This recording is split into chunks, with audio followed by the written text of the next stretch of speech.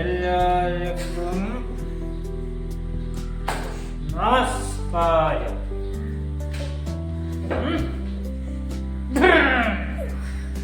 ഇന്ന് നമ്മൾ ഒരു വെജിറ്റബിൾ ബിരിയാണി ഉണ്ടാക്കാൻ പോകണം. പോയിട്ട് വരാം.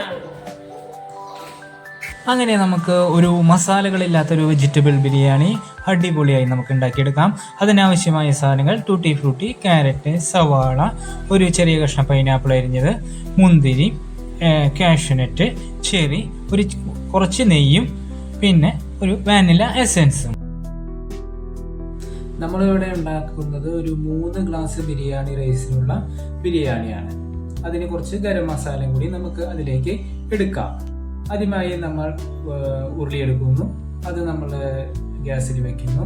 അതിലേക്ക് നമ്മൾ ഒരു 3 ഗ്ലാസ് അരിക്ക് ഒരു 4.5 ഗ്ലാസ് പാലും വെള്ളവും കൂടി 5 ഗ്ലാസ് ആക്കി ചൂടാക്കാൻ വെച്ചിരിക്കുന്ന ഉരുളിയിലേക്ക് നമുക്ക് ഒഴിച്ചു കൊടുക്കാം. നമ്മൾ എടുത്തു വെച്ചിരിക്കുന്ന ഗരം മസാലകൾ അതിലേക്ക് ഇട്ട് കൊടുക്കാം. നമ്മൾ ചെറുതായി അരിഞ്ഞു വെച്ചിരിക്കുന്ന ക്യാരറ്റ് എടുത്ത് നമ്മൾ അതിലേക്ക് മിക്സ് ചെയ്യാം. അങ്ങനെ നന്നായി തിളച്ചതിന് ശേഷം നമ്മൾ നേരത്തെ വെള്ളത്തിലിട്ട് വെച്ചിരുന്ന ബിരിയാണി റൈസ് അതിലേക്ക് പതുക്കെ കുറേശ്ശെയായി ഇട്ട് കൊടുക്കാം. അതിനുശേഷം അതിലേക്ക് ഒരു 2 അടപ്പ് വാനില എസൻസും കൂടി ചേർത്ത് കൊടുക്കുക. എന്നിട്ട് നന്നായി അതിനെ ഒന്ന് സംയോജിപ്പിക്കുക. അങ്ങനെ നന്നായി ഇളക്കിയതിന് ശേഷം അത് ഒന്ന് കുറുകി വരുന്നത് വരെ നമ്മൾ അത് ഇളക്കിക്കൊണ്ടിരിക്കുക. അതിനുശേഷം നമുക്ക് ആവശ്യമായ ഉപ്പ് അതിലേക്ക് ചേർത്ത് കൊടുക്കാം. ചേർത്തതിന് ശേഷം നമ്മൾ ഒരു അടപ്പെടുത്ത് അത് അടച്ച് ഒരു 10 മിനിറ്റ് സ്ലോ ഫ്ലെയിമിൽ നമ്മളത് വേവിച്ചെടുക്കുന്നു. അതിനുശേഷം തുറക്കുമ്പോൾ നല്ല സ്വാദിഷ്ടമായ ബിരിയാണി റെഡിയായി കഴിഞ്ഞു. അതിലേക്ക് നമ്മൾ ഒരു 2 അടപ്പ് എസൻസും കൂടി ആഡ് ചെയ്ത് കൊടുക്കാം. അപ്പോൾ ഒരു നല്ലൊരു ഫ്ലേവർ നമുക്കത് കിട്ടും.